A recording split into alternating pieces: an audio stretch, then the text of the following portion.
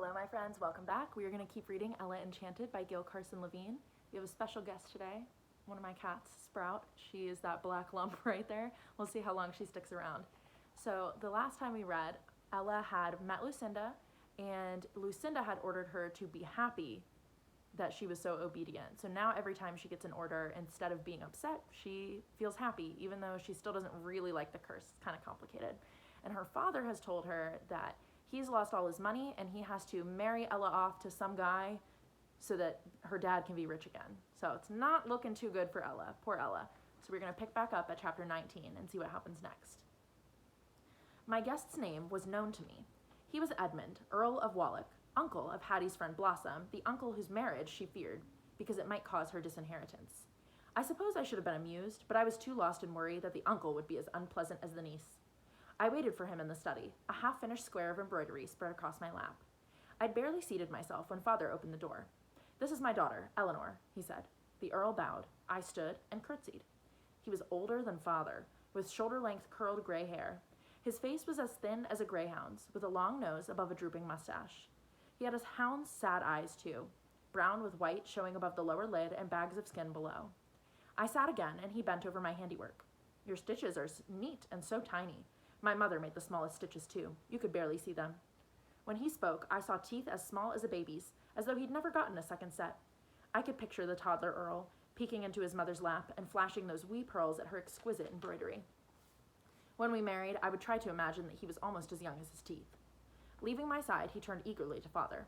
"You could not hold such a position as I heard you express yesterday, my friend," the Earl said. "I hope you will explain yourself more fully." They were discussing punishments for bandits. The Earl thought they should be shown mercy. Father believed they should be treated harshly, put to death even, as an example. "If a bandit came here and made off with these valuables," Father waved his hand at the things he was in the process of selling, "I'd be unnatural if I weren't enraged, and unnatural if I didn't act on my rage." "Perhaps you couldn't help being angry," the Earl answered, "but you could certainly stop yourself from repaying one offense with another." I agreed with the Earl and thought of an argument tailor-made for Father. "Suppose the thief didn't steal outright," I said. "Suppose he robbed you through deception. Would that thief deserve the same punishment as a bandit?" "A different case entirely," Father answered. "If I allowed a rogue to cheat me, I would deserve my fate. The knave would deserve some punishment, perhaps, but not a severe one. I would have been a gullible fool, and not worthy of my wealth." The Earl nodded at me. "The cases are not so different," he said. "If an armed bandit made off with your possessions, you might be at fault for failing to protect your home. You might then also not be worthy of your wealth. Why should a robber sacrifice his life for your carelessness?" "Your logic is irrefutable, although its foundation isn't sound," Father smiled. "Two opponents are more than I can defend against. You have much in common with my daughter, Wallach. You are both soft-hearted." "Neatly done, Father." Now the Earl and I were a pair. Dinner was announced. Father led the way to the dining room, leaving the Earl to offer me his arm. The Torlin Carew appeared in our first course, as a salad accompanying chilled quail eggs.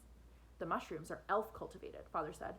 "Our cook found them in the market, and I wanted to serve them to you, although frankly I detest fungi. Try them, Ella." The mushrooms were bland. Their only flavor came from the lemon and sage Mandy had sprinkled on them. "I'm sorry, Sir Peter," the Earl said. "Mushrooms of every variety make me ill. I do enjoy quail eggs, however." The Torlin Carew's effect was rapid. By the time Mandy had whisked away my plate, I was wondering why I had thought the Earl resembled a hound when he really was quite handsome. I was liking Father, too. By the time we reached the soup course, I was calling the Earl Sweet Edmund in my thoughts and smiling at him after every spoonful.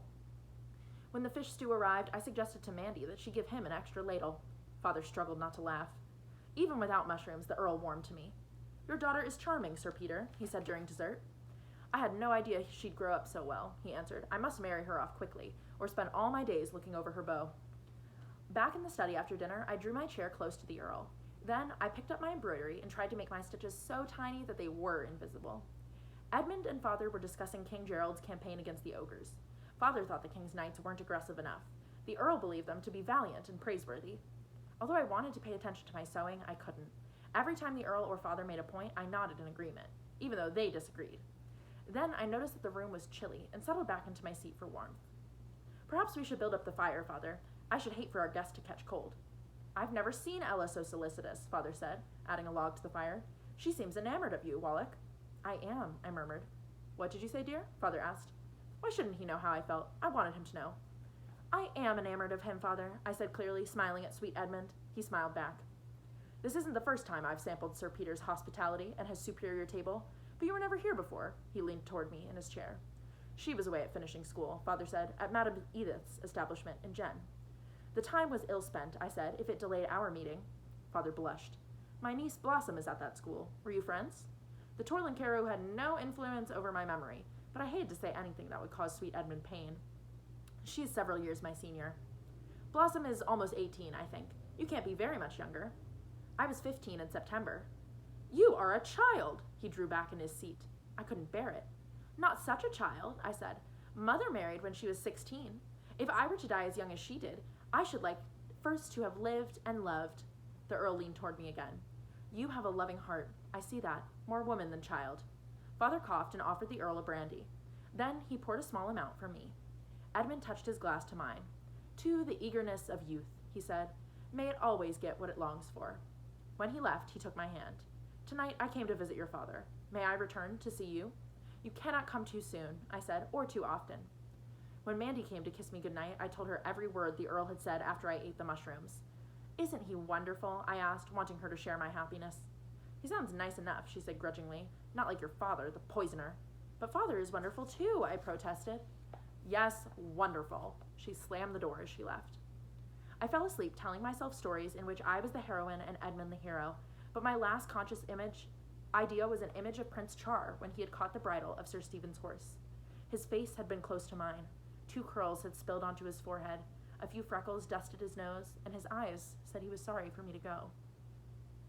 Mandy woke me when she had finished her work for the night. I was hard to wake. The Torlin-Carews still had me in their grip.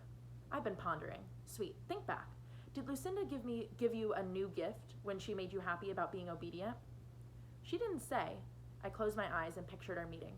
She said, obedience is a marvelous gift. Be happy to be blessed with such a lovely quality.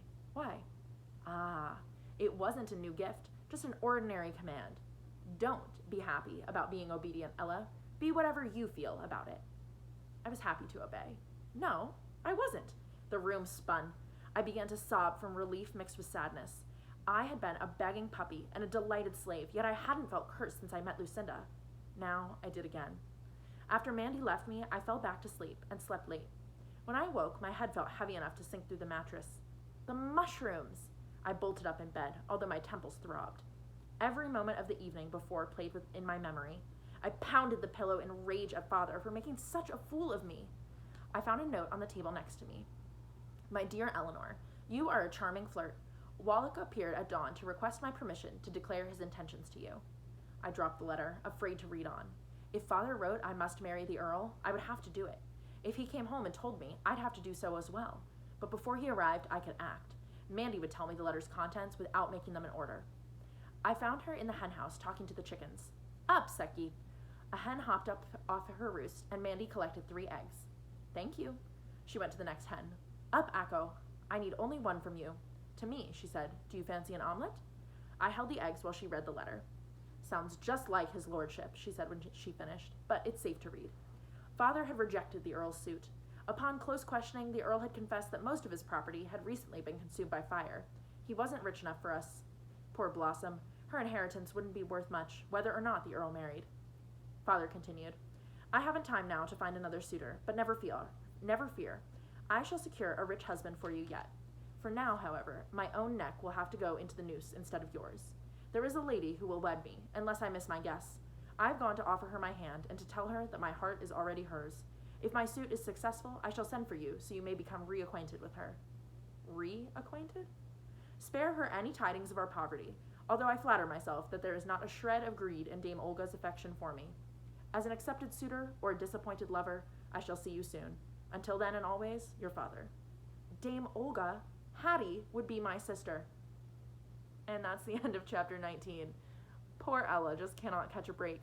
So tomorrow we will read chapter 20 and we will see if Dame Olga says yes to Sir Peter or if she says no. I have a feeling she's gonna say yes. Yikes. See you guys then.